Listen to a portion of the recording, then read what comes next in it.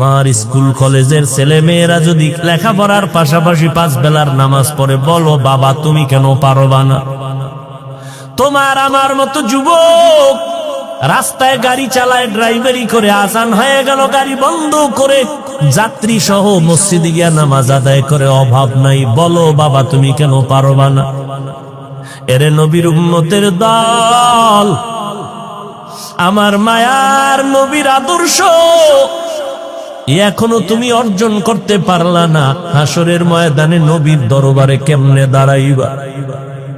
ও পর্দার আড়ালের আম্মা জানেরা, আপনারা নবীদের মা, সাহাবায়ে কেরামের মা, আউলিয়ায়ে কেরামের মা, হাফেজে কোরআনের মা, আপনারা আয়েশা রাদিয়াল্লাহু আনহার মতো নারী, ফাতেমা রাদিয়াল্লাহু আনহার মতো নারী, খাদিজা রাদিয়াল্লাহু আনহার মতো নারী, ইসলাম আর মুহাম্মদ এত পরিমাণ নারীর মর্যাদা ইজ্জত দান করেছেন, দুনিয়ার কোন ধর্মে নারীর মর্যাদা দিতে পারে নাই।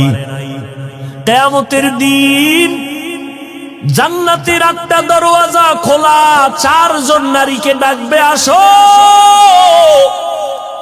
জান্নাতের 4টা দরজা, 8টা দরজা খোলা হবে, 4 জন নারীকে বারবার 8টা দরজা দিয়া ডাকবে, আসো ভেতরে তোমার মেহমানখানা তৈয়ার।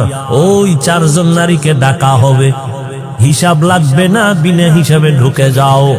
এর মধ্যে একজন নারী খাদিজা রাদিয়াল্লাহু আনহা।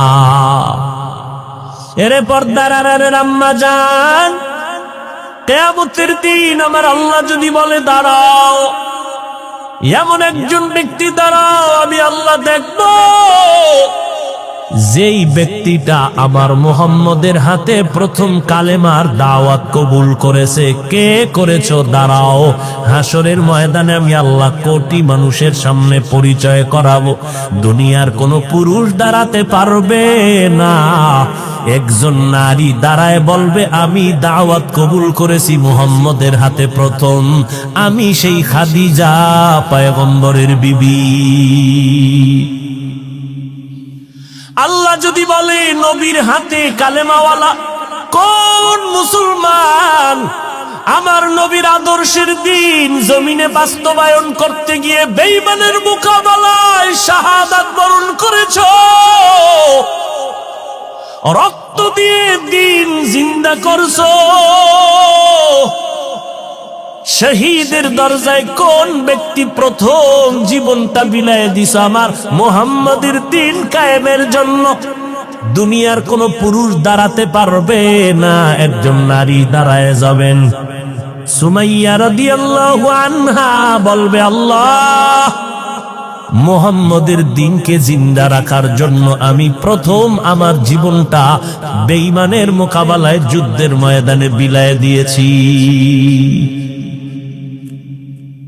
এরে পর্দার আড়ালের আম্মা জান, মনটা কি চায় না একজন আদর্শ সন্তানের মা হয়ে কবরে যাবেন? আপনার সন্তানকে ডাক্তার বানান, আলহামদুলিল্লাহ। আপনার সন্তান ইঞ্জিনিয়ার হবে, আলহামদুলিল্লাহ। আপনার সন্তান একজন প্রফেসর হবে, আলহামদুলিল্লাহ। ও আম্মা জানেরা, আপনার সন্তানটাকে আপনি ডাক্তার ইঞ্জিনিয়ার বানাইয়েন, তবে অনুরোধ বেয়াদব বানাইবেন না। আপনার সন্তানের ব্যবহারে যেন আলেম ওলামারা কষ্ট না পায়, আপনার সন্তানের আচরণে যেন এলাকার কোনো মুরব্বীরা কষ্ট না পায়, আপনার সন্তানের ব্যবহারে যেন অন্য সন্তান কষ্ট না পায়। আম্মা জান ইমাম গজালি রাহমাতুল্লাহি আলাইহি বলেন, প্রত্যেকটা সন্তানের জন্য মা হলো প্রাথমিক শিক্ষিকা। কারণ একটা সন্তান মা বাবার তুলনায় মায়ের কাছে সময় দেয় বেশি, সন্তান মাকে ফলো করে চলে বেশি। এই জন্য বাবার তুলনায় মাকে আদর্শবান হতে হবে বেশি।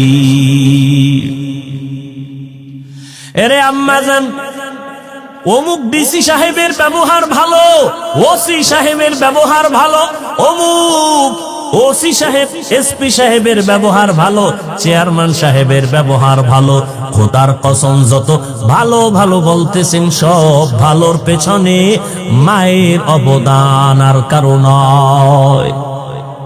মদিনাতুল মুনাওয়ারা থেকে কালেমার দাওয়াত নিয়ে ভারতের জমিন হিন্দুস্তানে আসলেন খাজা মঈনুদ্দিন আজমিরি রহমাতুল্লাহ আলাইহি। কালেমার দাওয়াত দিতে দিতে লক্ষ লক্ষ বিধর্মী তার হাতে মুসলমান হতে লাগলো।